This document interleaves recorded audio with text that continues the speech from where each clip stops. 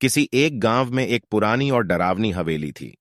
यह हवेली अपनी भूतिया खासियत के लिए प्रसिद्ध थी। इसे लोग डरावनी कथाओं और आत्मा की उम्रों के बारे में विश्वास करने वाले लोगों के बीच मशहूर कर दिया गया था। एक दिन इस गांव में एक नया परिवार रहने के लिए हवेली में आया। इस परिवार में एक युवा लड़का था जिसका नाम रवि था। रवि ने भूतों के बारे में अद्भुत कथाएं सुनी थीं और उसे भूतों की प्रगति पर विश्वास था। यह जानकर कि यह हवेली भूतों से भरी पड़ी है, उसे रहने की चुनौती ग्रहण करने का मन हुआ। अपनी कुर्सी पर बैठकर रवि ने हवेली की भूतों की कहानियों का अध्ययन करना शुरू किया। उसका ध्यान एक पुरानी किताब पर गया जिसे उसने हवेली के भीतर पाया। बिना किसी बात के वह किताब खोली और उसे पढ़ने लगा। किताब में वर्णित थी भूतों की दुनिया, एक अनसुनी कहानी। रवि ने चकित होते हुए जारी रखा और पढ़ना शुरू किया। किताब उसे भूतों के बारे में अनसुने तथ्य बताने लगी। कहानी बताती थी कि कई साल पहले इसी हवेली में एक मांगलिक अद्भुत विवाह हुआ था। जब विवाहित जोड़े अपने शुभ घर जा रहे थे, तभी एक हादसा हुआ। उनकी कार एक पेड़ से टकरा गई और दोनों की मौत हो गई।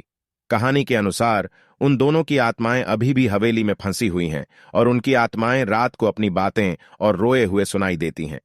यह सभी को डराने के लिए काफी प्रभावशाली था। रवि ने किताब को पढ़ते हुए अनेक रात बिताई।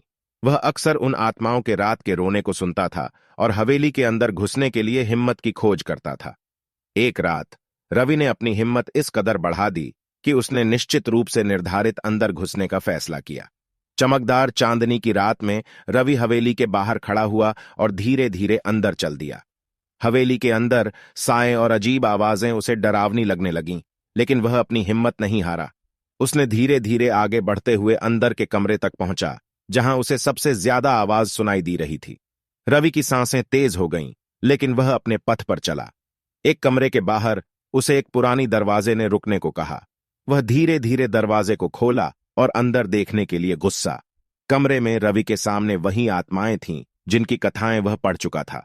अनुराग और अंबिका, जो आत्माएं उसकी सामने थीं, उसे देखती रहीं। वे उसे अपनी दुख भरी कहानी सुनाते रहे।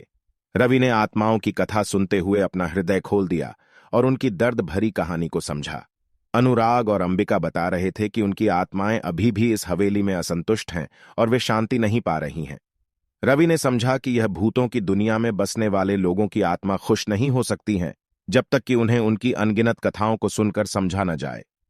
रवि ने तत्परता से सुनते हुए उन्हें प्रश्न पूछे और उनके दर्द को समझा। वह उनसे मिलकर उन्हें शांति दिलाने का प्रयास करना चाहता था। धीरे धीरे रवि ने अपनी हिम्मत से अनुराग और अंबिका को दिलासा दिया कि वह उनकी परेशानियों को सुलझा सकता है। उसने अपनी सारी संगठना और विश्वासघातों को उनके सामने रखा और उन्हें आगे बढ़ने के लिए कहा।